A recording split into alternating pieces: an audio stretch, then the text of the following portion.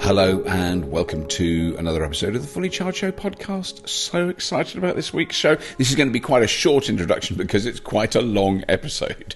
Now, regular viewers of the Fully Charged Show may recognise Emma's voice from an episode we did a couple of years ago where we had a sort of live conversation with an audience when you could have audiences, and Emma was on that panel. She was fantastic. She still is fantastic. I first met her when she worked for Renewables UK, which is the trade body that represents all the renewables companies, the people who install renewables, maintain them, offshore wind, solar, the batteries, the integration into the grid, all that stuff. That was her job when I first met her. She's now since moved on. She's been headhunted by not just renewables, but the energy industry in the UK. And we do talk about this, so I'm not going to go on about it a lot now, but she now she is the chief executive of Energy UK, which again is the body that represents all the energy companies in the United Kingdom, from coal plants to nuclear to offshore wind to gas turbines, all those things.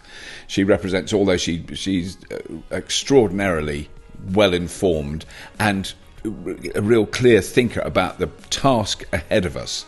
And so it is really wonderful that she came on the show. But before that, a very brief word from our fabulous sponsors.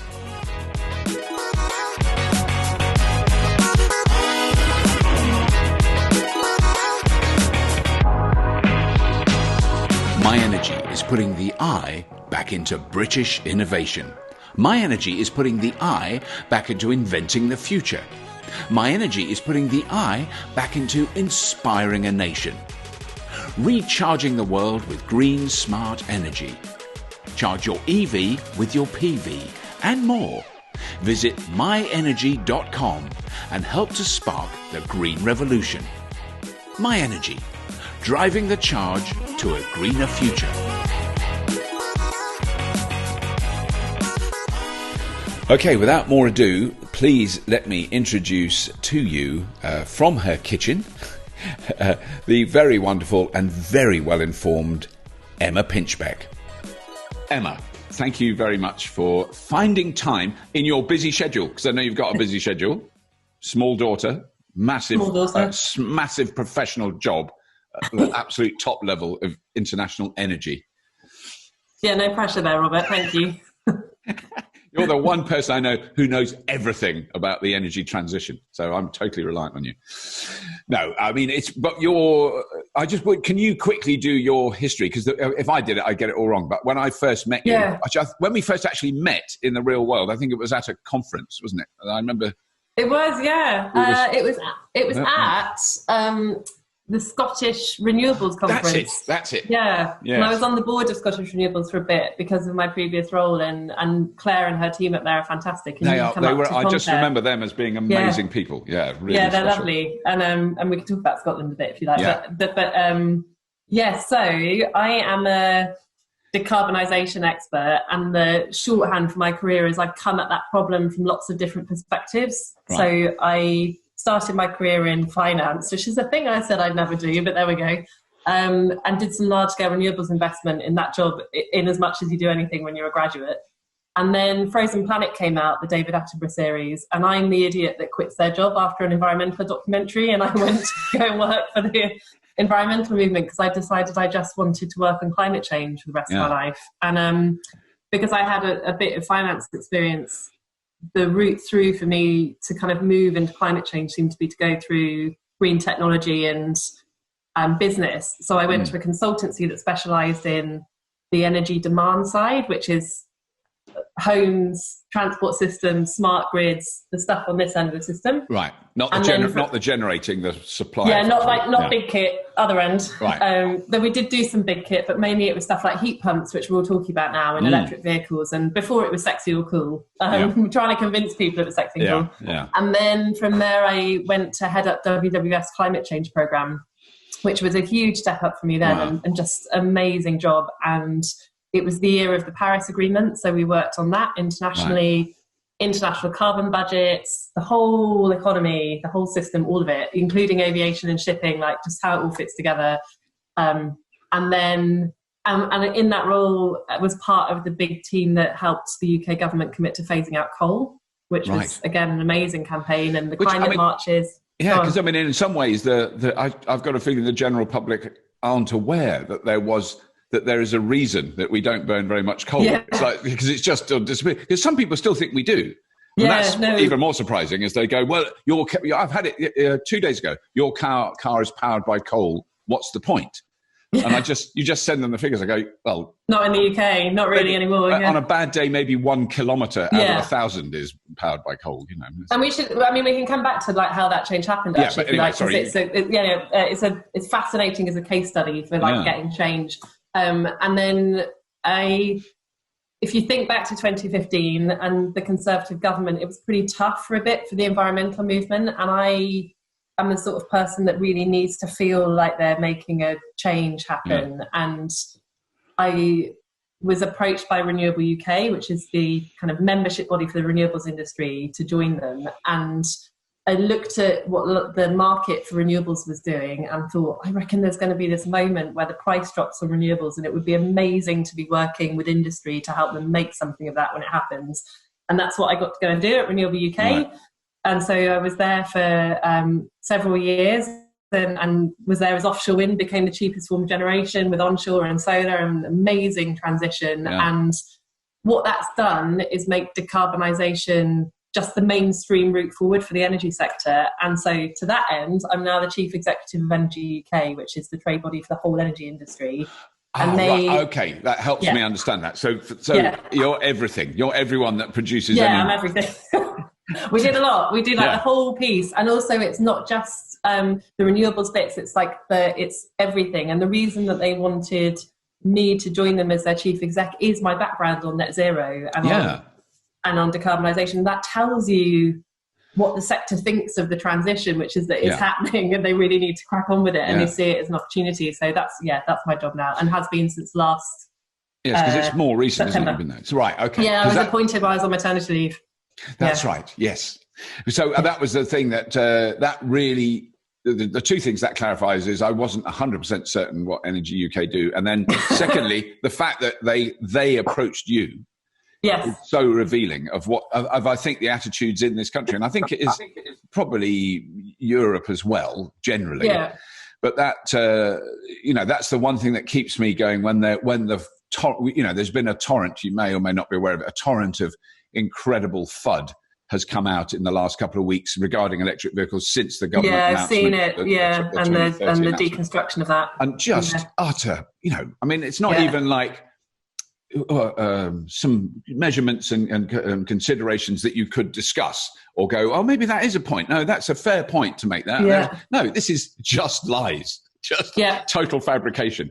When you look at the figures and how they break down, it's shocking. It's it's really good that that's been caught and it's on the front pages, and it's been fun to be part of climate and energy Twitter as people have done that, and it's gone on to where it should be, which is in the newspapers and the main media.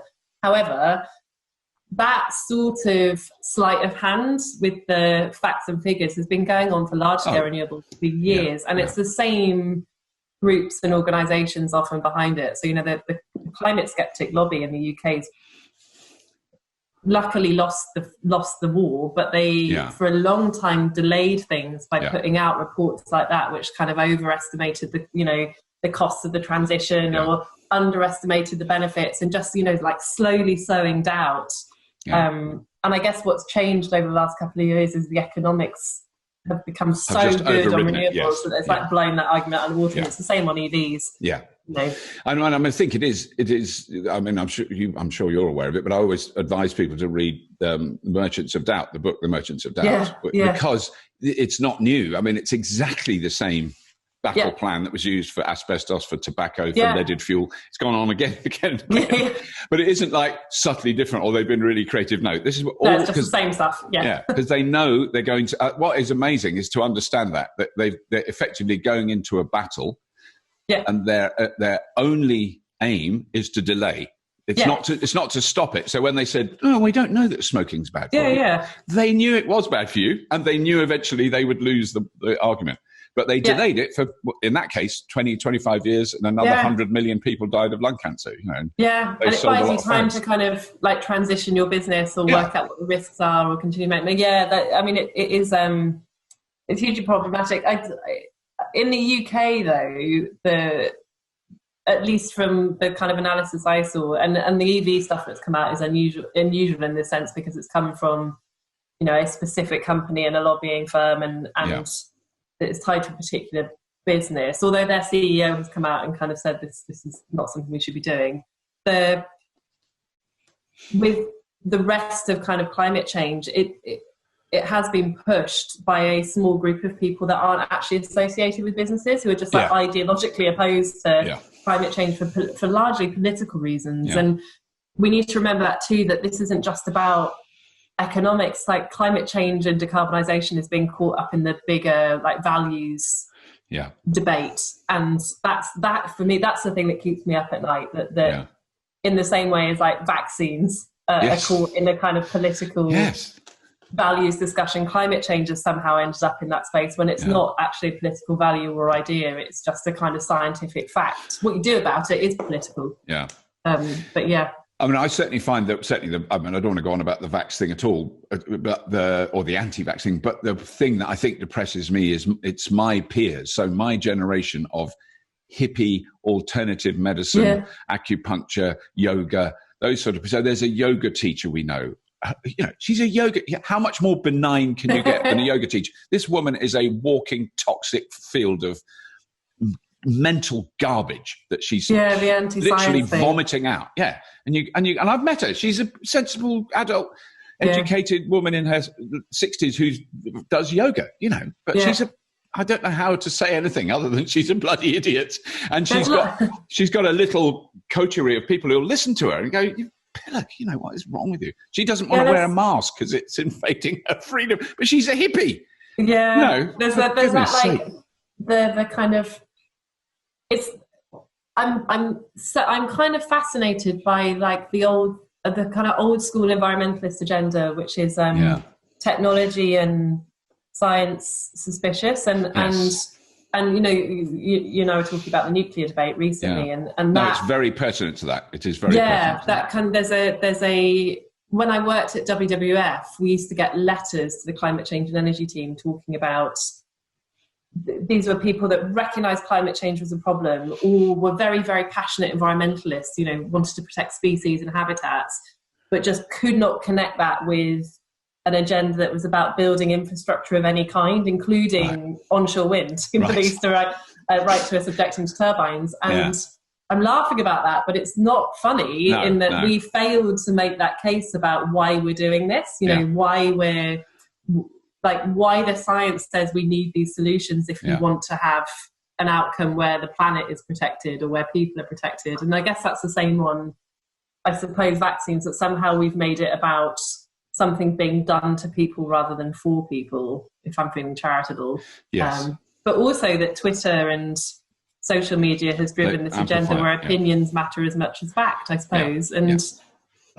That's not true for something like science. No, it is difficult, isn't it? So there's two things, talked about my career and kind of things I've learned. One, that I have generally hedged that I should listen to people cleverer than I am on this stuff. So a lot of my views on energy are informed by people who do the job, or the researchers at Imperial College and people who really know about this stuff, because that I tend to trust their expertise. And in my job, you hear lots and lots of different views and read lots of different papers, and you can generally work out where the consensus is. So the first thing is, I don't understand why I wouldn't trust people who know more than I do, and where the kind of main opinion is. And the second thing is, I really resist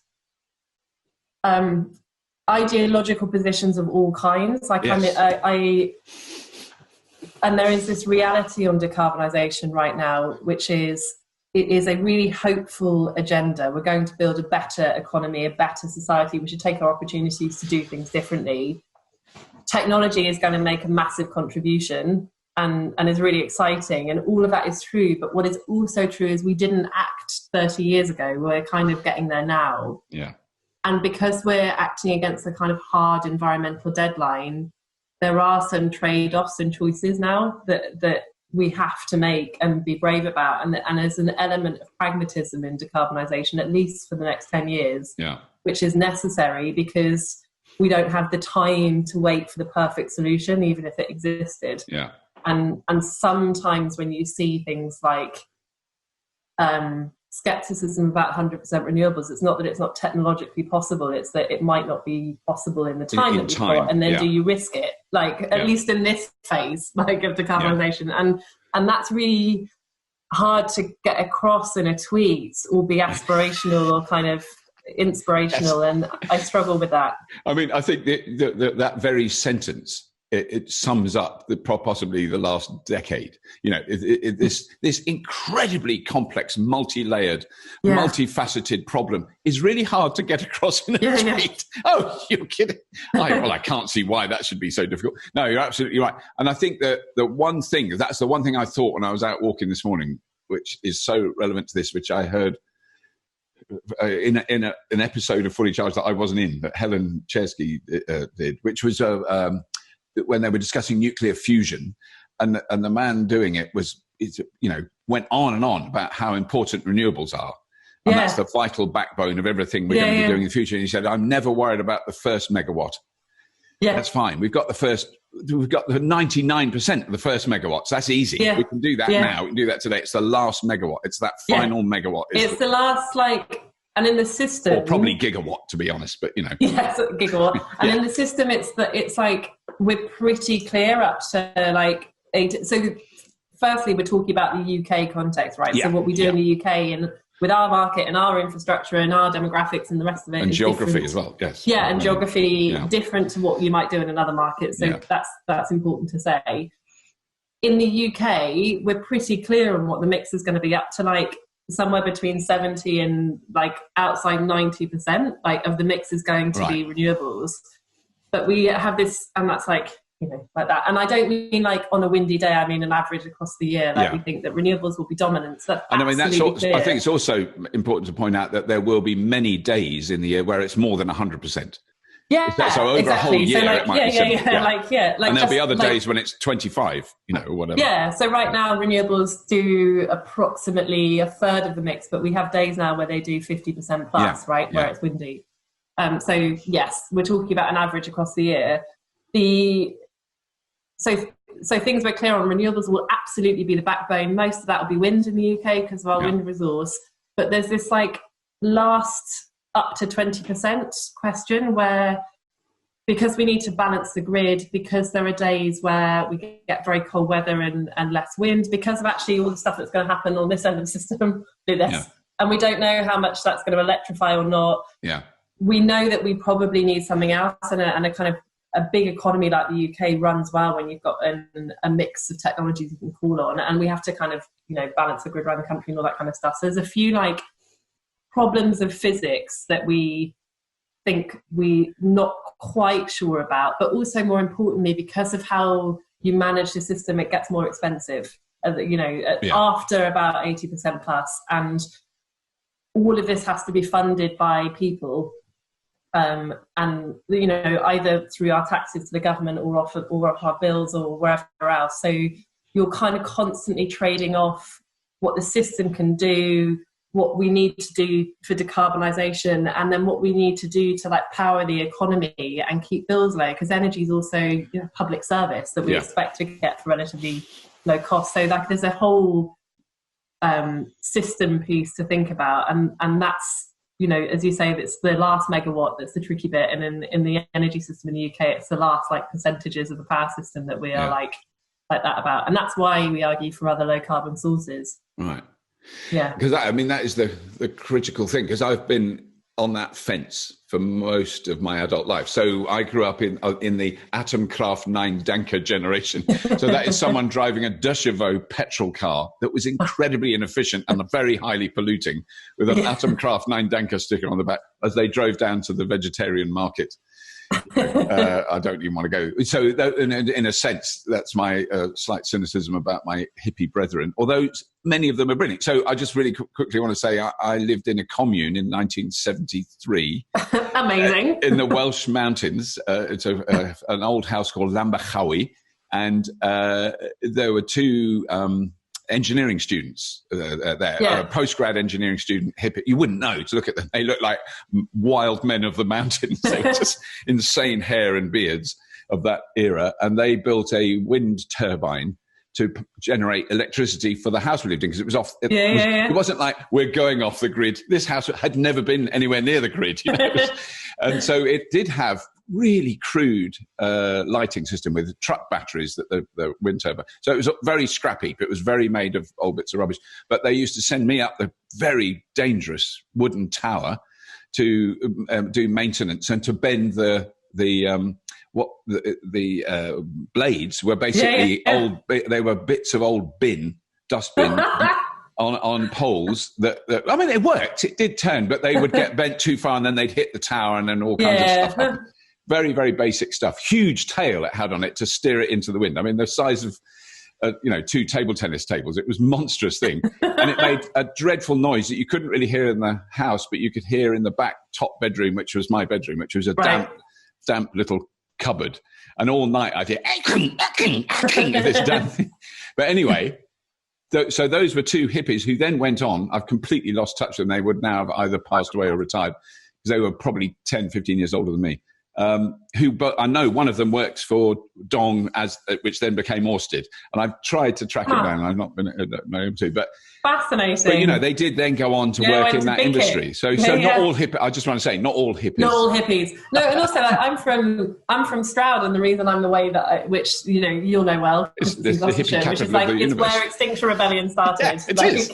For shorthand for anyone watching this. There's lots of lovely hippies. I shouldn't be so rude about that. Yeah, like I once walked up the high street in Stroud, and there was a group of people, not including my gran, though it's quite surprising she wasn't there, like knitting blankets to stop the war, which is the most Stroud thing I can think of. Like, it's just, it's a like little arty protest environmental town. Had a vegan cafe before that was a thing. And so that has been my kind of culture growing up, and then and when I think about what I'm trying to do with my career, like obviously it's about decarbonisation and the interest in the technology, but if I'm being really and I understand that the impacts of climate change are worse for vulnerable people around the world intellectually, but if I'm being really honest, the thing that I think about most often is the beautiful green space for where I'm from, and this bench I used to sit on with my friends, and the wanting to keep that exactly as it is for my daughter. Like it's quite a strong conservative, conservative environmentalist instinct. Absolutely, yeah. So I have real sympathy with the values of that. But what I'm saying is, through my career, I've learned that the technological challenges require a pragmatism in order to keep it safe. And I used to say to people, like, I would build a wind farm on that environment if it meant I was protecting the environment more generally around there. Actually for me, keeping it the way it is might involve some change to it. And that's a really difficult thing to wrap your heart around, but it is the right thing up here. So but it's also worth adding into that discussion because that's what I always think. This is, when I talk to people around where I live. So I live in the Cotswolds. It's ludicrously idyllic. People drive hundreds of miles in diesel Range Rovers to come for a walk here. But I've also, because of the weird nature of my work, been in huge coal burning power plants. And there's people who live near them. They're not going on about. They don't sit on a bench and go, "Oh, I want to protect the beauty of this massive, massive installation." With flag heaps the size of Gloucestershire, where the coal comes in from Poland on ships. All of it is of a mind. Well, the good thing is that's actually shut down. That particular power station is no longer a power station. So if you then say, okay, where I've sat as a child on this beautiful green thing has now got two wind turbines, but where this woman I met who sat on a bench overlooking the bus stop next to the power station, she's now living in the middle of the beautiful country. They could plant forest she can breathe clean air now. There's three wind turbines on the coast, but the rest is trees. That would be what a remarkable change, because that's the one thing people go, it's an eyesore. I go, well, you can actually see Drax B from 70 miles away if you're in the right place. I've been up the chimney. It's bigger than a wind turbine. And if we're being indiscreet, I should tell you that while I was at WWF, the comms team had to stop me on several occasions, sending pictures of open cast coal mines to people whenever they wrote in to say we don't like wind turbines. Because there's also this I think for it's a NIMBY thing, isn't it? In that sense, yeah. If you live next to an open cast coal mine, you're probably going, I'd love to have a hill and a wind turbine. Yeah, but I also think it's like there's a wider thing there too, which is that people, when they used, and maybe even still, but when they used to think about decarbonisation, they thought about it being something that was done to them for literal green reasons only. It was about, and so wind turbines, for example, or electric vehicles were easy to reject because they were this additional technology that was about green stuff and the environment. And so why should you have it? Whereas now, in the case of renewables, they're the cheapest form of power generation that we've got. And in the case of like EVs and heat pumps and what we want to do to people's homes, they're just better technology. Yeah. And so now it's like not, well, if you don't have a wind turbine, then we don't meet our decarbonisation commitments. There's also, if you don't have a wind turbine, you have to have a coal-fired power station somewhere else, and that's more expensive. Yeah. And I think that's really helping shift what people understand this to be. Plus, we're starting to feel the impacts of climate change. Yes, exactly. So, because even in the time I've been here, so we live quite high up, and when we moved here, our neighbours warned us that the last couple of winters, so this is 30 years ago, the village got cut off. And there was it's not terrible. It's a couple of days, but you can't get out of the village. And for us, it was like so exciting, particularly for my wife, Australian. She'd never been cut off by anything other than floods. She'd been cut off, but not by snow. And there was some snow the first year we were here, very little, we weren't cut off. And there's been one day, about 28 years ago, when the village was cut off for a day with proper deep snow. Yeah. And there was none. We just don't get it. And then this was, there's hundreds of photographs. I grew up in a nearby area. Every winter was deep snow. We were high up, and it would drift, and it would stay here longer. And you go down in the valley, go down to Winchcombe. There's no snow down there, but up here, loads. And that does not happen anymore. And that's in the last 30 years. And certainly since my childhood, it's a big difference. The thing, we're at about 1.3 degrees of warming right now against 1990 levels. Really, since 1990? I just want to make sure I understand that. 1990 to now. Which is basically since we've been living here. Yeah, oh my God. Yeah, so the baseline, we tracked the baseline in 1990 for like lots of like international treaty legal reasons. Right. And so that's when that's what we're holding ourselves to account against as a baseline year. But the increase in temperature has been going on pretty much since we started running a fossil fuel based economy. Yeah. So you can kind of, that's the important thing to note, right, is that the Earth has gone through periods of heating and cooling before, but there are two things. One, at the dawn of the Industrial Revolution, when we start burning fossil fuels, there is an increase in temperature, and two, you can track it pretty accurately to the amount of GHGs we've produced equals a certain temperature increase. And so that's why when you hear us talking about this idea to stay within a couple of degrees of warming, what they've done is look at that temperature change, roughly calculate the amount of GHGs in the atmosphere overall it's equivalent to for a kind of budget, and then we work out which activities create emissions and try to limit them. And that's what we're trying to do. So we're trying to remove, GHG producing sources or activities from the economy. It's a bit techie and it's not quite perfect science, but it's the only thing we've got to try to match what we do at the economy with essentially the atmosphere and then the weather that comes off it. We're experiencing real change now. And it's a huge difference between just a few degrees of warming. So the difference between 1.5 and 2 degrees is something like a 90% chance of the Arctic being ice-free in the summer by 2030 versus a kind of 25 to 50% chance. So these small increments make a really big difference. And we're seeing the impacts already. So to a certain extent, what we're trying to do is damage control or damage limitation rather than stopping it completely. Yes, no, we can't stop it. I mean, the other thing that I didn't understand until relatively recently, and that was when we went for a long walk with a geologist. And I really wanted to ask him loads of I just couldn't ask him any questions. I went, why is rock here? That doesn't really, but the one thing we did talk about was the glacial changes that we were looking at the Malvern Hills and the Black Mountains beyond that. And he was talking about how the glacier stuff did this and did this, made shale here, did this, crushed this, did that, all that stuff. And I said, so how long so was there like a time when you get up in the morning and it all shrunk? He just he carried on walking for 10 minutes going, this guy really is a moron. But then it was about 150,000 years. Yeah, it takes from a long when time. the ice was sort of level with Kent to when it was at level with Scotland. And you go, 150, oh my God. And we've done this in like 150 years. Yeah, what's terrifying is the speed of the change, right? Yeah. And again, that's the point, is we can see the acceleration effect. It's not necessarily the change in climate. The Earth has always done that. It's that the speed of the change can be pretty directly linked to human activity. And, you know, that's pretty scary if I think about my little one and where she'll be in 2050. Yes. Yeah. Because how old will your daughter be in 2050? So I used to, when I was pregnant, it was a really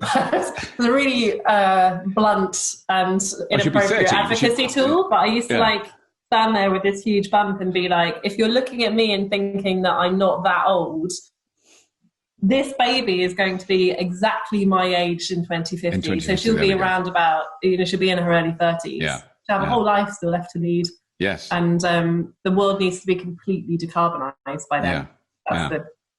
But the span, within the span of my equivalent lifetime, we need to have completely transformed the global. Because I think the other thing that has really struck me this year, I suppose because we've had time to I've had time to mull these things over, but is slavery. So I've decided I'm quite angry with my forebears. Yeah.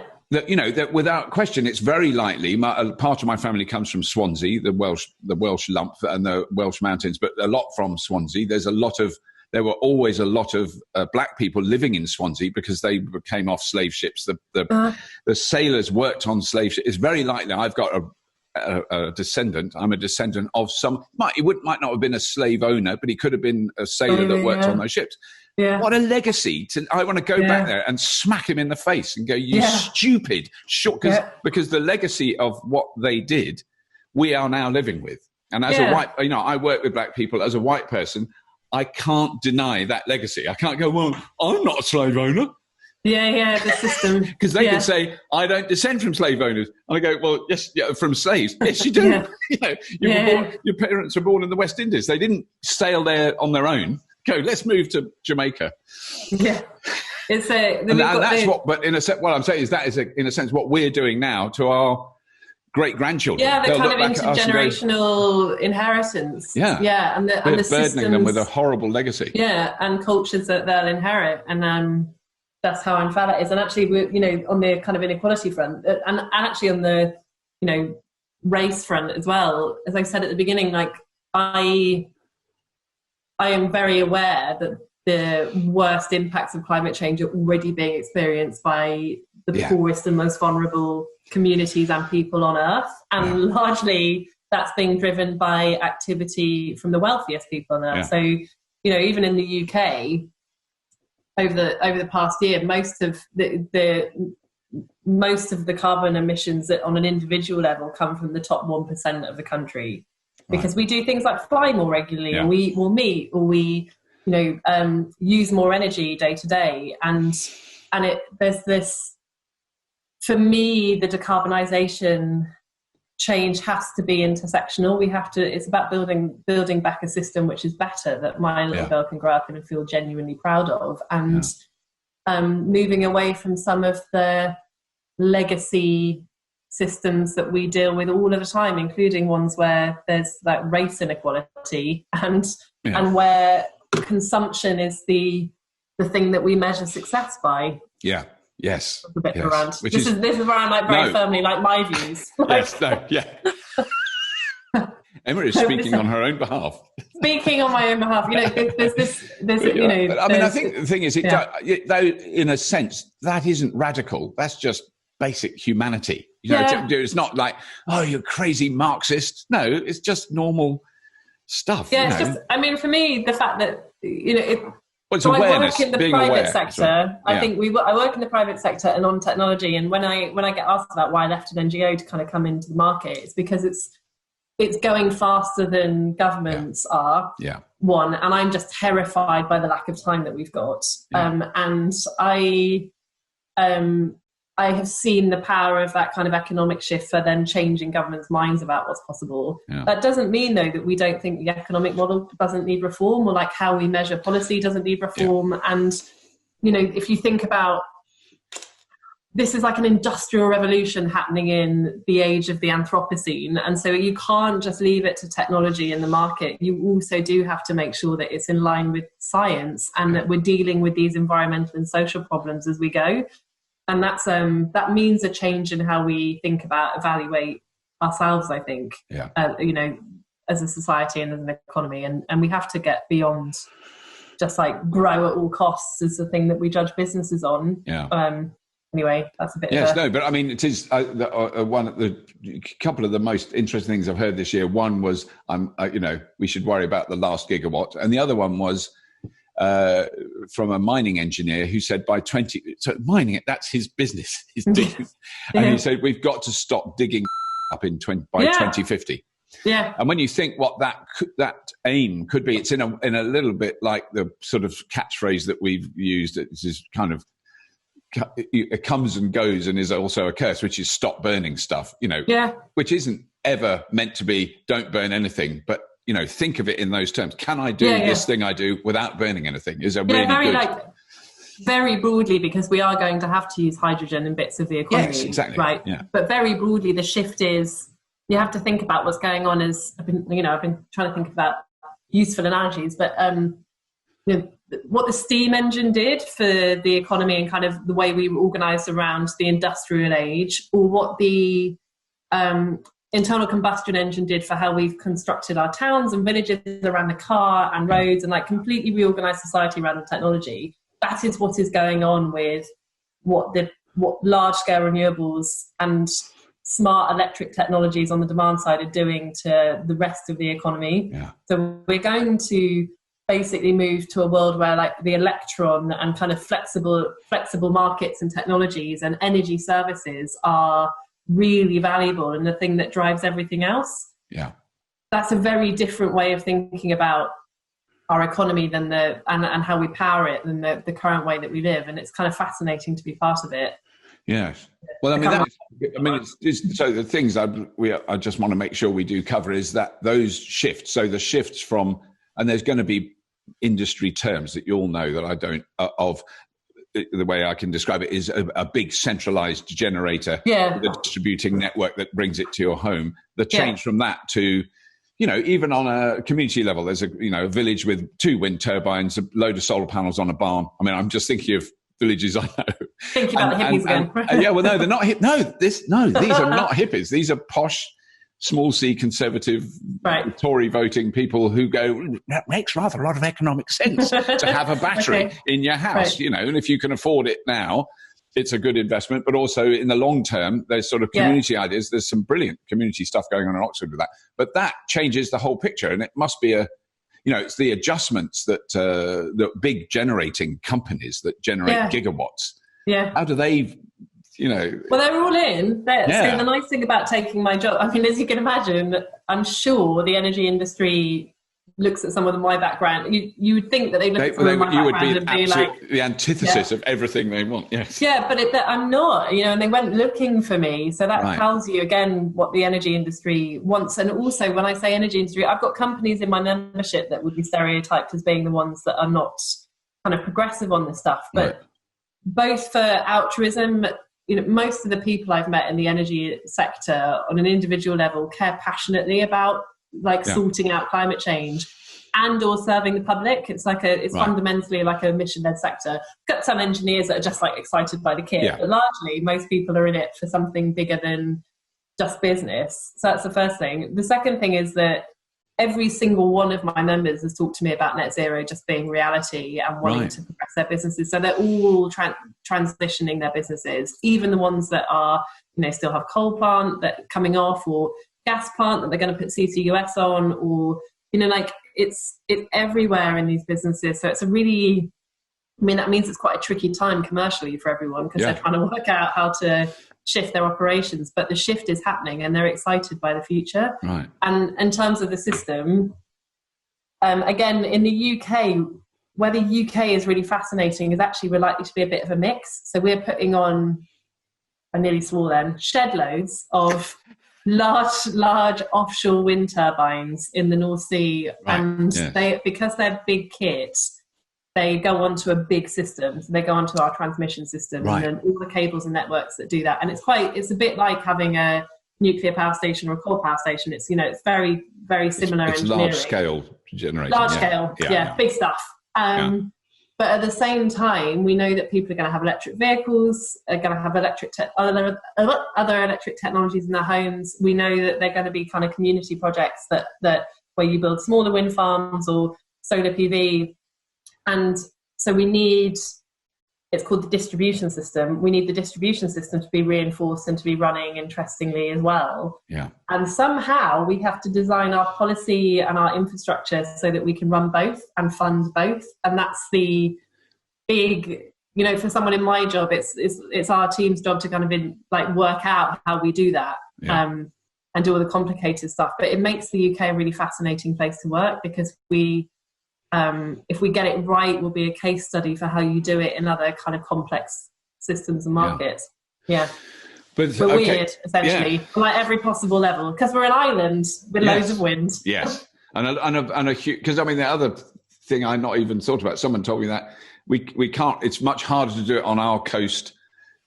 It might have been part of Australia. Anyway, that they're just a geographic structure. There's land, there's a beach, and then there's a massive drop to really deep water. We've got this huge sort of... Yeah, we're basically we are like the wind market's dream here, because we've got... And that's why we've built such a big industry, and why we are able to export our expertise in how you build wind farms to other markets, and why they've been a bit slower. It's because we've got basically a flat seabed and loads of wind. Only one caveat I want to make for British companies on this particular issue regarding offshore wind is, I don't know the percentage, but basically it's all Danish and Norwegian companies that are actually, and Dutch, that are actually building the wind turbines. And they're employing people in the UK, which is great. Yeah. And we're building blades here. But why isn't there a Morris... British,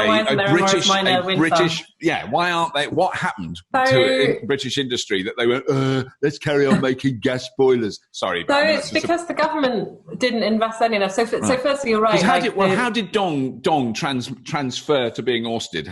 Was that a government? The Scandinavian government took a punt on wind at scale earlier than we did in the UK. So firstly, we do I used to work next door to Ørsted's head office, and it's British people working in London and like working all around the coast. So, actually on the supply chain, when they've made, and again, a shift in thinking on decarbonisation has been that offshore wind industry has produced loads of jobs and investment in local communities. And I think we don't talk about like the regional benefits of decarbonisation enough. Yeah. So there's that. Like something mad, like 90% of the investment in offshore wind went to communities outside the southeast of England. Yeah, the Humber Estuary, they call it the energy estuary. It's amazing what's going on there. Yeah, exactly. And we're hoping to replicate that with stuff like hydrogen, or with where onshore wind springs up in communities. There's this kind of really clear investment locally, which is the benefit of all being distributed. And we should see the same on EV manufacturing and charging and all of it. It's a really big investment opportunity. On why we don't have like a British nameplate, I guess, or a British parent company for those businesses, is that we developed some of the first wind turbines in the UK. Yeah, as science projects, and we didn't choose to scale them up in government policy as fast as the Scandinavians did. And so that's the lesson for stuff like green hydrogen, or new kinds of nuclear maybe, or CCUS, or these technologies that we think that we'll need globally to do decarbonisation that don't exist yet, floating offshore wind. You need to air source heat pumps. There's loads of them. You need to invest like right now, because if we invest right now in the companies making and manufacturing them, we'll build the market, and then we'll own more of that content. And the second thing that happened was that the Scandinavians were very good at industrial investment. This is really boring, but no, it's not. It's as well as like important. Yeah. As well as like the markets for energy and like the electrons and pounds per megawatt hour on our energy bills, they also thought about it as an industrial opportunity. So they invested in stuff like Keys, QUAY, so that they could get big boats and big wind turbines to places. The regional governments invested or helped invest in kind of factories and stuff within EU laws about investment in industries, but they were very proactive about that kind of investment, and that means it's easier for supply chain companies to build up here. So, and also that's they were doing that, government to do. They were doing that like 10, 15 years ago. I mean, we're seeing the fruits of it now, but it didn't happen last week. Yeah. So we've got like a massive offshore wind market because our CFD mechanism is amazing here. And I don't know what really CFD is. It's contracts for difference. It's how we fund renewables. I have heard of it. Yes. Yeah. Sorry, that was like geek speak. It's the we basically auction off our wind turbines, and the government helps provide a fixed price for the wind farms, which unlocks private capital anyway. Right. It's a really clever system. Right. Because it's an auction. Companies have to bid in blind, so the prices have come down because they're trying to outcompete each other to win the government contract. Yeah. So it's one of the reasons costs have come down. So that's a really good mechanism. And the other thing we've got is amazing natural resources. So we've built this massive industry here. But your point is about how do you get all of the kind of how do you get more of the supply chain and more of the kind of chunky components, and how do you own an industry from the beginning? Yeah. And it's you invest early. Yes, no, absolutely. I mean, I think the point I'm making is possibly more to do with pompous nationalism than anything else. I mean, as in the main scientist who developed the Oxford coronavirus vaccination is Turkish.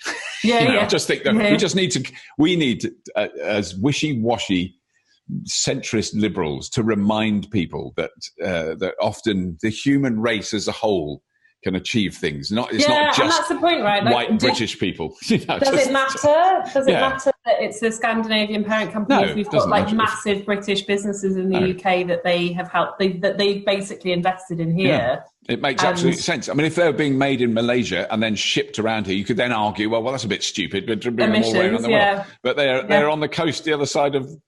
Yeah, they're here. Hull. The industry is like visibly here, and we're all getting cheaper energy bills because you can almost spit on Denmark from Hull. I always think that. If the wind's in the right direction.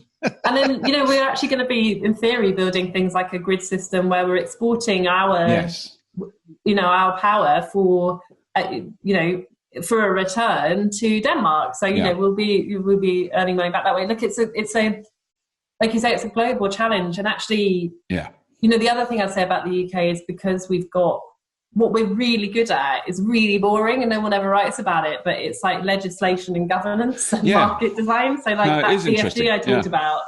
So like our contribution may well be that, like because other markets are copying it, are copying how we got our industry to scale so quickly, or the auction system. Like, so, we might not necessarily manufacture and export a piece of kit, but we will absolutely send lawyers to help you. Right, yes. Okay. Actually, that's one thing. When I think of all the people I know that work in the professions, I do know a few, but two of them are lawyers, and they're very successful and they're very good. And they're also, I just have to hear their voice, and I believe anything they say.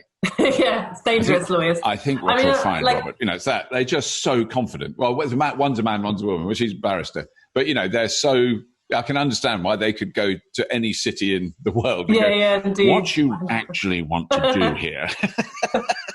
It sounds really that sounds really awful, but it's only the same as when we take kind of, advice on engineering or new technology from other countries. And it's going to be a massive global effort. So we all need to kind of lend our experiences elsewhere. And by the way, I'm not saying that there isn't a huge opportunity for additional manufacturing installation jobs. Like, I think we're going to have 100,000 extra jobs by 2030 for just decarbonizing heat. So it's also going to be like plumbers and electricians and engineers and manufacturing. But I just need to remind everyone that it's also about lawyers and geologists and site surveyors and all that stuff that the UK is actually quite good at. Yeah. And I think the other thing that I always want to sort of bang on about because I mean, this show is listened to all around the world. So there's a couple of things I feel we must explain. But one of the things is we have an enormous legacy of highly skilled engineers working in offshore industries, putting up huge metal structures out in the middle of the North Sea that survive phenomenal, unbelievable weather. And we've had disasters, but we've kind of learnt from that. Well, that that legacy has gone down. You know, the amount of people I've met who now work in offshore wind, who worked in North Sea oil. And it's like we've got in the same way as like we've got fishermen that have turned their fleet over to like running components out to the offshore wind fleet. I didn't know about that. Right. Yeah. So a lot of the actually on things the UK is particularly good at, speaking of geeky stuff, is we're very good at operations and maintenance, and that's one of the reasons that we've managed to get our costs down, is that we're good at building the stuff, but we're also really good at running them efficiently. Right. And so stuff like they plan ahead about how many components can fit on a vessel and where the vessels are and what days they go out to the fleet, because it can take, journeys out to wind turbines take time, and we're really slick at logistics for looking after the wind turbines once they're up. Yeah. And a lot of the companies that do that are ex-UK fishermen that have turned over their fleets to kind of taking out workers or components to the wind farms. Right. So there'll be repurposing of industries, we hope. And you're right, the UK is an oil and gas producing nation. And so we've got the engineers that understand big kit at sea and the risk involved. Do you know the other people who quite often do work in offshore wind are Marines, like former soldiers who are used to working at sea? Yeah. Right, yes. Yeah. That's true, because I've got off a battleship onto a little inflatable boat in the middle of the Baltic with a camera crew. And that was quite difficult because I was standing on a big thing that was probably moving, but I wasn't aware of it. And there were big waves. And then a rubber boat comes up and it was going up, say, 8 feet and dropping 12 and then coming back. And these massive burly dudes who were Marines, grabbed hold of my jacket, my life support jacket thing, and just like literally threw me on it like a sack of coal in the corner and told me to just hang on. I think one of them said hang on with a lot of expletives because it was extremely. But then our sound engineer on that, we'd never worked with him before or since. I think he was very grateful. He was a 68-year-old Dane, lovely Danish man with all his kit. So he had his big stick with a fluffy microphone and all his recording kit, and they dragged him on. Poor fella. He looked a bit shocked at that. You know, I was not much more older than you when that happened. So it was. I once got to go to the Arctic, and as part of it, the reason I got to go is that a news channel agreed to pay for me to go, which meant I got to go and see our glaciology program up it.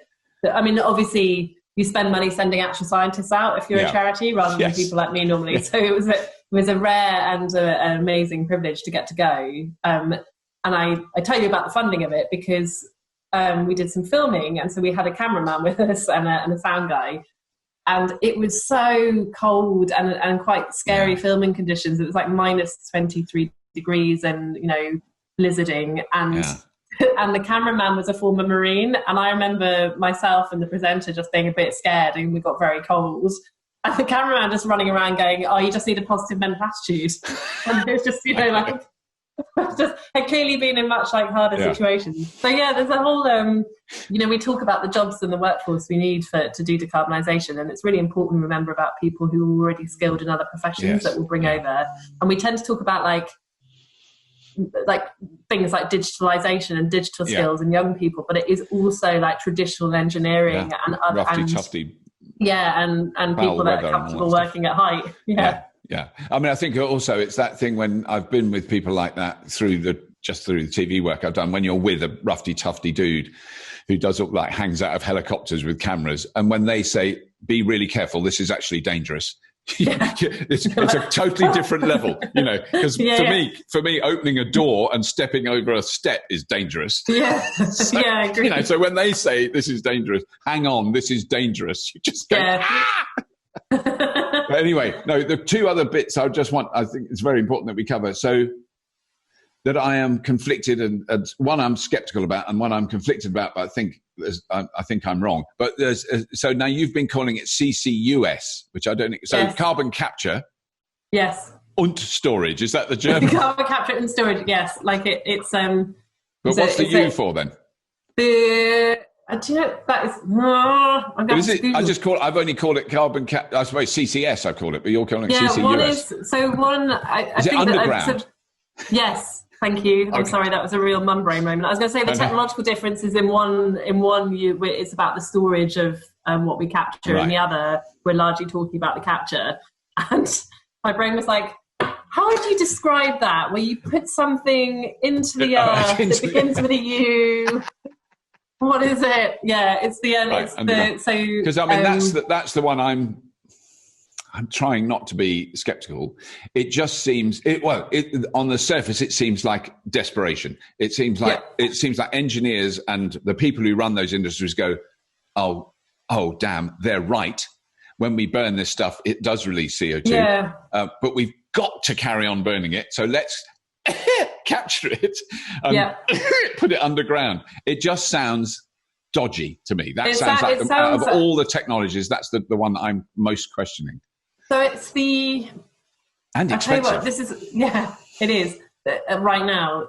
Here's what I know. And again, this is where, it's helpful to have a conversation like this, because if you say it on Twitter, you get like shouted at. Yes, And I used to, so in every job I've been shouted at for something, or like a perception thing. WWF I used to get shouted at for CCUS because, passionate green environmentalists who want it to be a 100% renewables-led system, who kind of have like technology preferences, which are about how they feel and their kind of environmental agenda, are suspicious of some other technologies that they think are about not doing the right thing or doing a kind of cheaty thing, and they see CCUS as a way to carry on burning when we could not burn, basically. Yes, yeah. And it's for people that don't know, it's a kind of please don't write to me if you're an engineer. I know it's not actually this, but for the sake of people that don't know, it's like a bell jar. You have to imagine like a big bell jar that we stick over a thing that burns and produces GHGs that we then trap in the bell jar and then store underground. And if we were talking about putting it on like coal-fired power stations, maybe you would be a little bit skeptical. But we're not. We're talking, what's really clear is where you run kind of economic models that look at the pathway to a completely decarbonised economy, there are some real technical challenges because it's not just about can you do an alternative thing? It's when you look across the whole economy, is that possible? And let me explain. So there are some processes where we think we have to burn stuff to create a pretty big heat load. Yeah. So heavy industry, making steel, doing stuff like that. It's really, there's some bits of the economy where we just can't see a technological alternative to like burning stuff. And so then you've got very few options. You can maybe burn another fuel like hydrogen, but by 2050, your hydrogen either has to be refined, and that's a traditional fossil fuel emitting process. Yeah. So that has to have CCS on it for your hydrogen to be fully decarbonised, or you have to have green hydrogen. And if you're making green hydrogen, you need wind turbines. And so the more green hydrogen you have, the more wind turbines you need. So basically what you get to when you run the whole economic model is we need a bit of everything, because to do the whole lot, we run out of like space for wind turbines, or we need the CCUS on a power plant, or we need a bit of hydrogen for like freight for some reason. So, it gets really complicated is what I'm saying. And in every single model I've seen, there is a sequestration technology, and there's hydrogen, and there's lots and lots of electrification. Yeah. There is at both at the global pathway level, and for most countries, it's all of the above. And we think that we need sequestration to do net zero. And sequestration is like taking carbon out of a process. Yeah. And CCS is the technology we've got right now. Sequestration is also trees, but you run out of space if you try and do the whole thing with trees. Yeah, we'd have to plant 100 trillion trees. So we need loads of trees, but we also probably need some man-made sequestration. Yeah. So I suppose the thing, because when the very first time I heard about it, which was actually, I was at Draxby with the engineers at Draxby and looking at how they operate, and they were talking about it then, and I'm talking now 20 plus years ago. Yeah, we've been really slow to actually do anything about it, which is why it's still expensive. The way they explained it was they had some, there's a particular name for them, but I'd call them breeze blocks, but building blocks, sort of concrete building blocks that are not like bricks, bigger. Yeah. And they said they could produce those from the carbon they captured. Yeah, that's right. They kind of turn it into a solid. Yeah. And that is genius. I really like that idea, because then you build a house with it and you are containing that carbon for a long time. And then the idea of pumping it underground in old gas and oil wells, I can't help thinking... It's to do with the shit to do with like, it's how you do that. It's the scale of it is the kind of mind-boggling thing that you need. The that scale sort is of massive, scale. and it's to do with which technology you use. Like the kind of chemical process of trapping the emissions, and then what you can turn them into on the end because of the supply chain for that, and then how you might store it. So the reason that we think storage and the reason actually we think CCUS might be quite interesting in the UK is because we did coal mining and oil and gas mining. We reckon we've got like literal underground spaces to put stuff in. In the same way as you're hearing people talking about like geothermal potential in the UK because we've got big underground caverns full of hot water that it would be interesting to see if we can do something with. So like we need the technology. The UK is in a pretty good position to develop it. You're right. Yeah, it would. I mean, I can accept that argument that if we actually did, and that would be a great achievement for this country, if we did create economically viable carbon capture and storage systems that could be used on coal burning power plants in China, India, Malaysia, heavy manufacturing Australia, countries, or heavy manufacturing. That would be. That's better than what we're doing now. That's always the thing. And basically the rules for decarbonisation are we do less, so we need to consume less. That we need behaviour change, because I know people will write to you and be like, well, everyone should just do less and then this wouldn't be a problem. Or there should be less people. That's the other very, very dodgy argument. You can do this with behaviour change, but you need quite a lot of behaviour change anyway. So you need behaviour change. We all need to do less. That's like absolutely crystal clear. And then you need to do better, and that's like replacing, where you've got a replacement technology which is completely clean, you do the replacement. So large-scale renewables or nuclear, which has no emissions, for fossil fuels, like where you can take fossil fuels out, you take them out. And then the next thing is where you can't take them out, you sequester. And there are, like I said, you don't want to see CUS on power stations necessarily, because we're going to need that space or that technology to be renewables for the rest of the system. But there are some applications where we're just not sure about what we can do, or where the alternatives have a knock-on for like other areas of the economy. And so those are the bits where you kind of put CCUS in, or where you plant loads of trees. And then the other one, which I've always been on the fence about, because I didn't have a Atomkraft 9 Danker sticker on the back of my Morris van when I drove through Stroud in 1978. So I've always been very conflicted about that, because not because of the safety certainly, I guess I've done now 2 kind of after dinner presentations at for Sellafield engineers, not in Sellafield. And they were fantastic. It was such fun because they were so bright and funny and so rude. Very rude to me. But then I goaded them. I did do a bit of goading. It was great fun. But what came out of that was how desperate it is that we maintain a generational replacement of highly skilled, highly knowledgeable nuclear scientists to manage this monster legacy that we have at Sellafield. The vast majority of the public have no idea what is there. It's terrifying and horrific, and it costs a fortune to look after, and we can't stop, and we're going to have to look after it for many thousands of years. And there's armed police that are on guard 24 hours a day that we pay for, that maintain that. And I followed 2 of the nuclear security police on Twitter who are brilliant, and I really admire what they're doing, and it's vitally important. I want to support them because I really don't want that to go wrong. But we've got to. That's the side of it that makes me anxious. So when we're building Hinkley Point C, which will be a magnificent eventual achievement and will produce loads of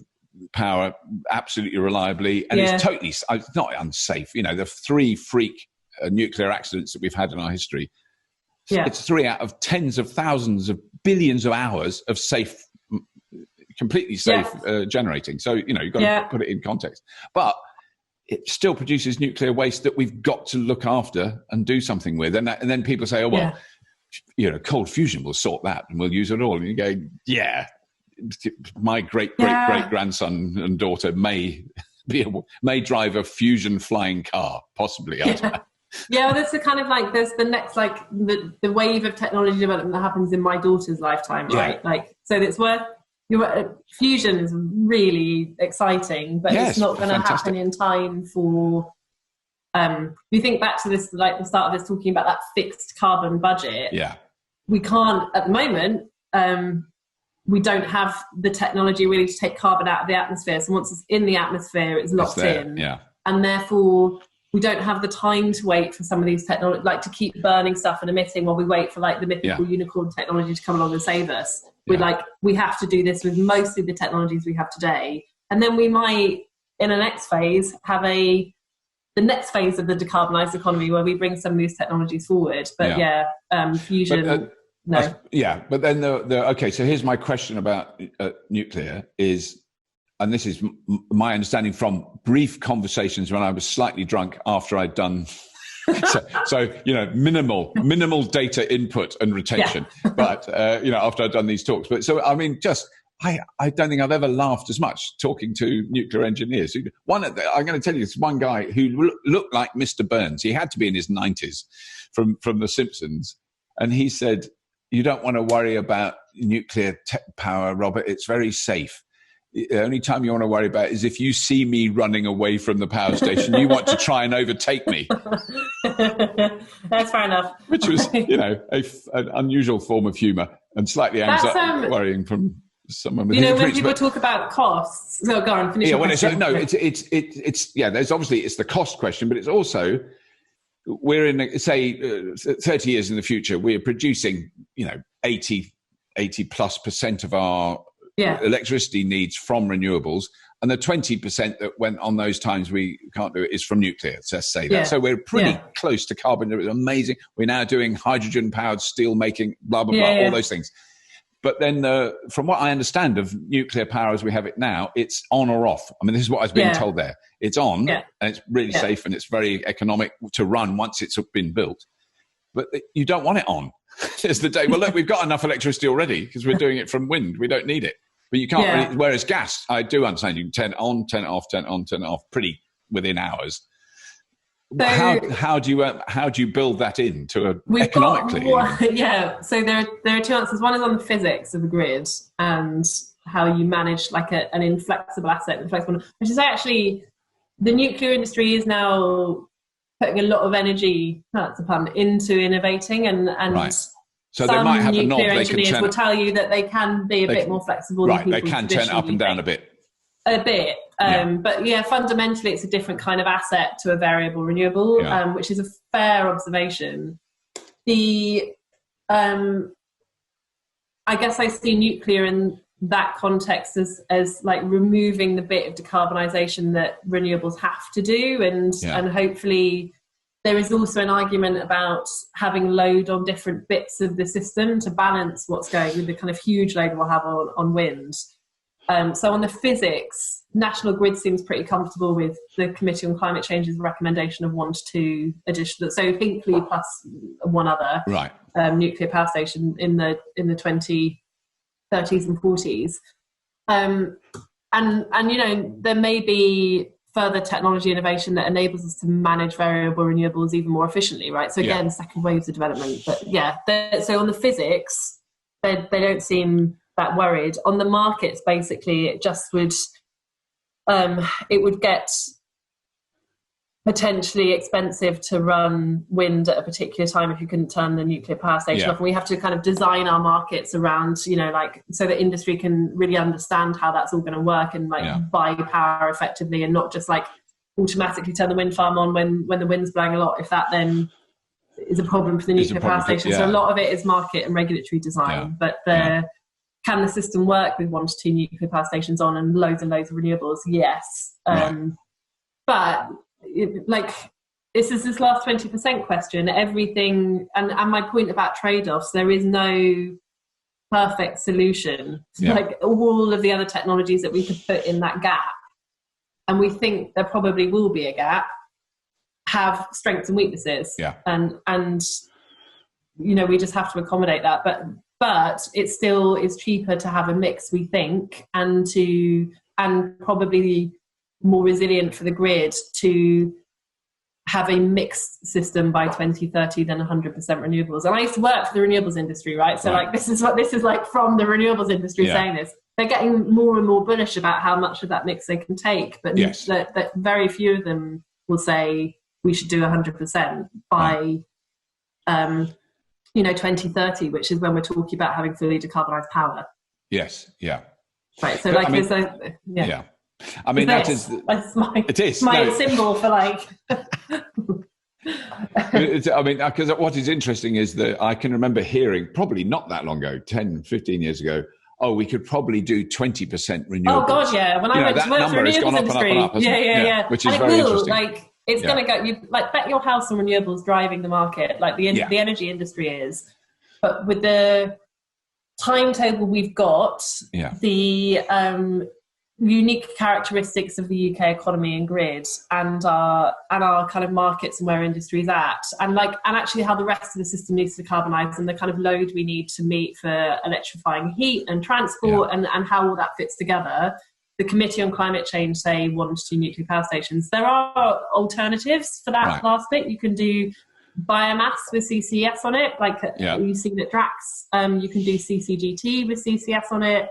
You can do hydrogen with CCS on it. Don't tell me CCGT. I do know what that is. Closed cycle gas. It's a big gas power station, an efficient gas power station. Yeah. But all of those require the bell jar. Yes. And we don't have that yet, and so that's costly too. And so everything has, but it's flexible. So everything has strengths and weaknesses, and it's quite likely we'll have a mix of renewables plus something else in the UK, at least at 2030.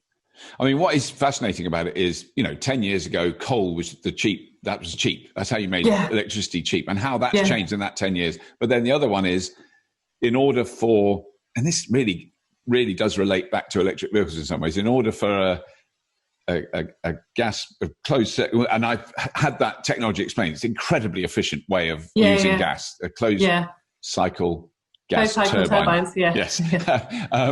And flexible and turn on. It's better than than forgetting what, literally underground. So that's why, Yes. but those, in order to make those technologies, say, for the sake of argument, use the boring word clean as wind turbines or solar, is really, really expensive. It makes them more expensive, which is kind of unfair. I mean, I actually feel sorry for them. It's not fair. It's not fair. And if you're doing this is a difference between, we had an 80% target in the UK for 2050, and net zero is, 100% emissions reduction. Yeah. And that's what makes it difficult. It's the right target to aim at. From an equity point of view, we should have been doing it a long time ago, but the technological reality of delivering it is that it's tough, and that there will be some bits of the economy where we need to make trade-offs, and at least to hit the target in time in this phase of decarbonisation. And I try and, it's back to the conversation about evidence. I try and listen to what smart people tell me, the people who spend their careers looking at how all this stuff fits together think that it will be challenging in the last megawatt, or the last gigawatt, or the last 20%. And we should listen to that and accept that we have to let go of some of the perfect to get there. And if you care about climate change, which I do, and it's the thing you get out of bed in the morning for, you can't afford to be driven by any other ideology apart from, let's just do this better. Let's make the world nicer for people. Let's be fair about it. And let's make sure we all have a habitable planet. Everything else to me is secondary. Yeah. I mean, it is those two things. So one of them is, I'm doing this to save the planet. And that always grinds my gears. So I think the planet's fine. The planet's fine. It's humanity. The planet doesn't give a toss what we do. It's not really bothered. But the things that live on the planet might be slightly more important from our point of view. But. Coming back to the values and the traditional environmentalist thing, I wanted to be a vet, like 9-year-old girls that likes animals. And again, it's that I don't know, that we're living through a mass extinction in terms of species. It's heartbreaking. We're like, my little girl will not. I found this, but this is a complete segue. I found my grandparents have been hoarding my childhood stuff for me on the off chance that I actually obliged them with a great grandchild at some point, and I have done. Right. They produced the books that I used to read, and I've got this book about animals from when I was small, and it talks about the coral reef. And there's a line in it that says, coral reefs are endangered, and because of human activity, we need to do what we can to protect them. And it is so sad because I watch my daughter like pointing at the pictures. It might make me cry. And we failed in that. The coral reefs are gone. She's not going to know what those are, And I think about how long we've known that we're degrading nature, and now we know very clearly that the biggest risk to nature is climate change. And I cannot countenance anything other than just cracking on and delivering decarbonisation through whatever technology available to us. And that's it. That it just has to be. We have to be ruthless about it now. We knew that some of this stuff was a problem when I was small, and I swear to God, if my daughter gets to my age and we haven't done something about it, it will be a massive dereliction of the time I have on the planet. No, absolutely. You're absolutely right. And two, I have enormous admiration for the efforts that you're making, and the kind of spread of that understanding and knowledge is really important. It's because I always put myself down, and in a sense, I can sense that with you, that I don't actually build wind turbines or install huge solar farms or the software that manages all that stuff. I think, oh God, I'm not really doing anything. And then you think, well, actually, the guy that's worked out, or the woman that's worked out how you integrate a 20 megawatt solar farm into the grid is doing a vital input, but no one knows she's done that. And actually, that is also an important thing. I think we can end on that, is the number of women at the absolute top of the renewable energy industry, I think is fascinating. And I think even at that, the conference we first met at in Scotland, that was very close to half the people there were women. Which is not like the automotive industry or any other industry I've been to. I've done a lot of stuff with glass jar manufacturing. The management of that is not a lot of women. Glass jar manufacturing. Tea bags. I've done tea bags. I've done fiberglass insulation. I don't think there was one woman in the whole factory. I never saw one. But they they did use recycled green glass. Which I've seen the same. Is it the kind of the big spinny, big spinny thing that like melts everything together? Candy floss machine. It's exactly the same. And again, that's the kind of process where there's a huge amount of heat. Because they do use electricity, don't they? But it's also a huge amount of gas. How you would correct, because I think that was 2,500, 3,000 degrees centigrade. The sea of molten glass. Big melty furnace. I said, I remember that was another one of those. So what happens when you turn it off? And he just looked at me like, you can't turn it off. Do you know how long it would take to heat back up again? Yeah, you've then got a 7,000 ton block of glass. What are you going to do with that? You can't get it out. Can't do anything with it. You're right. It's so I'm being glib when I say nothing else matters to me other than decarbonisation. And I do actually think that, as we've talked about, this is an opportunity to build a better, fairer, more resilient economy as well as a greener one. And certainly one of my agendas is, this is a whole economy transformation and an industry committed to that transformation. And so we should probably look like the public that we serve. And we should probably hear from voices more than, no offence, Robert, white middle class blokes. Or even white middle class women. Right, I'm going on a demonstration immediately.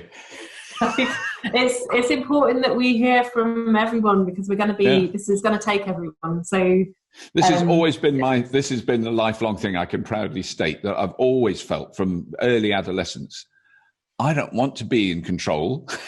I don't want to be responsible for the mess in the world. And I look around me then, I'm talking in the 1970s, there were very few women. It was pre-Thatcher. And all the mess was made by white men that looked a bit like me and were from the same background as me. And I want to be a house husband that does some washing up and goes, look at your bloody women making a mess of everything. And the black people and the Indians, you cocked it up. I'm just washing up. I've done nothing. That was always been my ambition, and I haven't kept up with it. But, It's fantastic when you do go to, I mean, I've been to a few of them and I'm sure you will have been to loads more, but you go to a sort of international energy conference. Yeah. And you see men from Dubai and a woman from India and a guy from Malawi Yeah, it's really moving. who's done research on lithium mining and cobalt. And you go, incredible. This is not like a bunch of old white blokes going, we've got to burn more coal. No, and your point about like like UK nationalism tendencies, like it's not about it's decarbonisation is an international effort in the best, most old-fashioned collaboration, sharing way possible, where people need to do their fair share, and that for me makes it an incredibly inspiring movement to be part of, and also you're right, like I'm determined that I don't kick the chair away for women coming up after me, which is why I spend so much of my life talking about my kid on Twitter, because I think it's really important to be able to be a different kind of leader. And then I'm also conscious that it needs to be broader than just gender. We need to properly have voices from everywhere. And just the last thing to say on this very clearly is it's not about tokenism. It's not about how we look or just doing the right thing. Businesses that include more diverse voices are more successful. Yes. Policies where we've actually talked to people are more successful. And the overall thing, to come right back to the start of this conversation, climate change is seen too much as a middle-class environmental agenda, as opposed to an existential crisis and an opportunity to rebuild the economy more fairly for everyone. And so the only way of fixing that is to talk to more people and hear more people and involve them in what we're trying to do. And I mean, the one thing I want to finish on is I was at a conference with Matt Ridley, Lord Ridley, who I didn't know anything about before the conference. I just met this bloke, shook hands with him, said hello. He seemed quite charming. And then found out he's a very clever scientist and he's, got a very impressive science background in biology. Yeah, I think his PhD was on ducks. It was on ducks, but he also owns a coal mine. Anyway, that's irrelevant. That doesn't affect his opinion at all. But what he was saying there was it's brutal that the green lobby is forcing Africans into energy poverty by resisting coal. And they wanted to build a coal plant in somewhere like Zimbabwe or some, big new coal plant. And what's happened, because they didn't do that.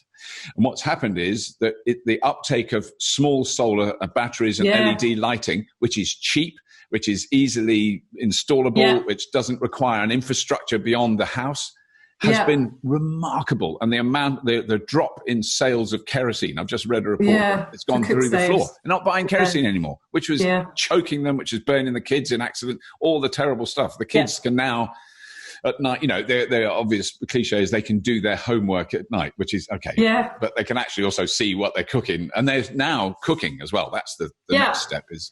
You think about this point about, the UK system will be different to other systems. And, our big centralised economy is an asset, but it's also it's a burden challenge when we're trying to decarbonise. And some countries will be able to... So this is a really glib... This is I think we can be It's clear. A cliche, but like skipping, from it's the mobile phone of the energy world. We're going to skip from landlines. I think it's totally relevant. In that case, I think the analogy about mobile phones, I've seen it in real life. Yeah, you cannot deny it. So I've been in I don't know what else to call it, a shanty town in Mumbai, where the poverty levels were on something we can't even envisage. Yeah, and everyone from 10 years, maybe 12 years up, had a smartphone. And that's because that's their wallet. That's what they paid for stuff with. That's everything is done on that. And there's no phones, there's no infrastructure, but the power that they charge those mobile phones with is coming off solar off the roof of a shed or a shack. That's the... So they'll do things differently. I mean, it's worth saying that, if like at Ridley and other people that are... Oh, you're very good to relatively very well off, who care about other nations and climate change, the thing they should be doing is really cutting their consumption and encouraging the UK to do more, because fundamentally developed economies are the ones that burn stuff, and our consumption footprint in the UK is actually rising. So we're we're importing more stuff for more middle class lifestyles, and that's we've got a leadership role in improving that you can live happily and sustainably without needing more and more and more stuff. So he could do that. And the other thing is that, we can help finance the larger infrastructure that countries will need in order to grow sustainably in the way that we have done. So they will need some bigger kit and bigger sources of power, because we're going to want to run hospitals and cities and big infrastructure. But we have export credit financing in the UK, where still a lot of our money goes to fossil fuel infrastructure abroad, and we could stop doing that and just finance renewables in other countries. We can help lead global efforts to move green private capital into countries to help them build clean energy systems. There's things we can do. That argument about energy access being about coal died 10 years ago when renewables became, 5 years ago when renewables became cheaper, and they're only just going to continue cheaper. I know you've been amazing, because I'd love to. What I know now is, oh my goodness, this is the longest podcast, but I'm not going to cut it except for the bit where I swear. But because I could talk, what I basically want to I'm determined to do in 2021 is get you on more often, because it's always the best conversations with you about these topics, and your knowledge of everything is.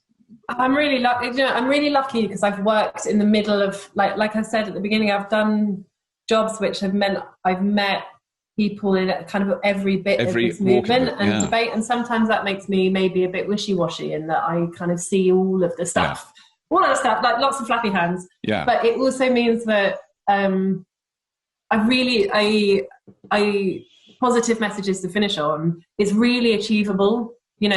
Some of what I say doesn't come across as like you can put it on a coaster because it's really interesting and aspirational, but at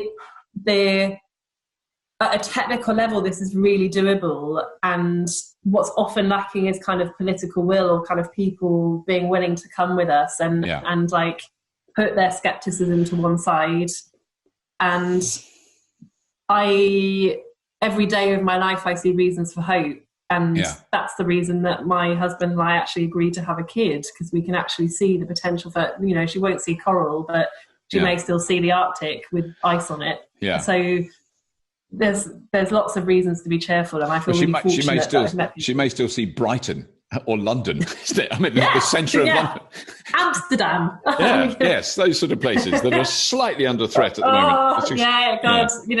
It's we're on a knife edge as humanity, but because I think this is a feeling I've got very strongly this year, is that up to now on Fully Charged, I never mentioned climate change because there were so many other people doing it, and they were doing it, but I didn't understand. I can't argue it. In that level, and actually we've changed that. We are talking about it now. It does come out in we're not hammering on about it, but because it's critically important. And I've always said, I'm very proud that in a similar way to you seeing all those sides, I've always said electric cars aren't going to solve anything. It's got to be public transport too. It's got to be public transport too. But what they do is that, and I've seen this again and again happen to me, is people get an electric car because it's, for any reason, the worst liberal, self-serving, wishy-washy one. I mean, that's not a problem. Or that it's cool. Or that it's cool. But what it does is it opens the door. You go, where's the electricity come from? Oh, we got to make. Oh, well, where does I never thought about petrol until I got an electric car, and then I went, oh my God! Look what we've done to the world using this stuff. I agree.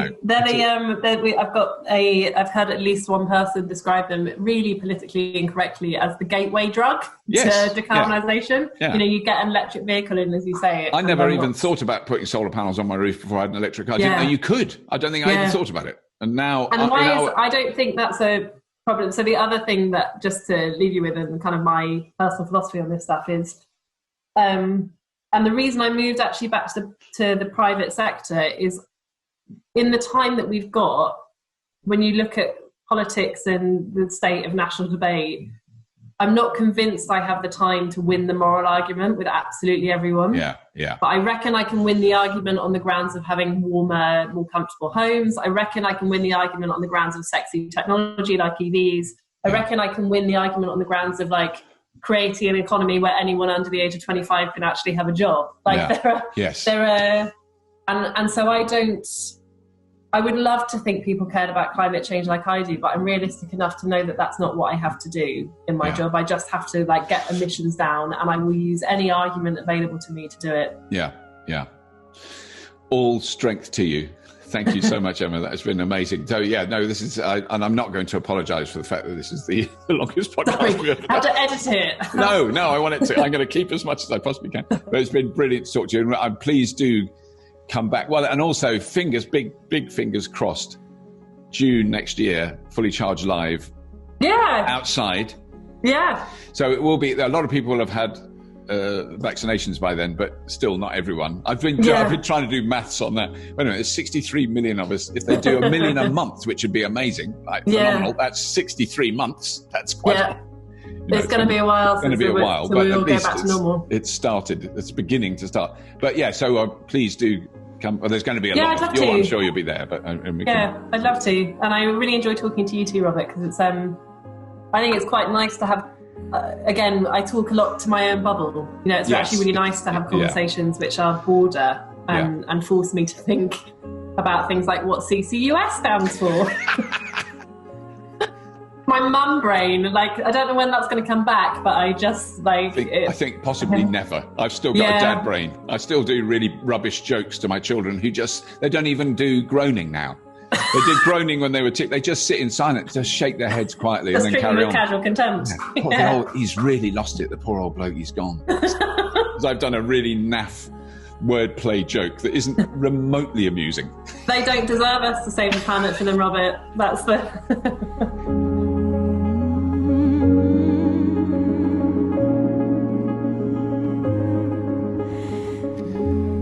Well, I'm certainly not going to go on a long time now because if you've listened to the whole episode, I'm really impressed. I think it was worth it. I hope it was.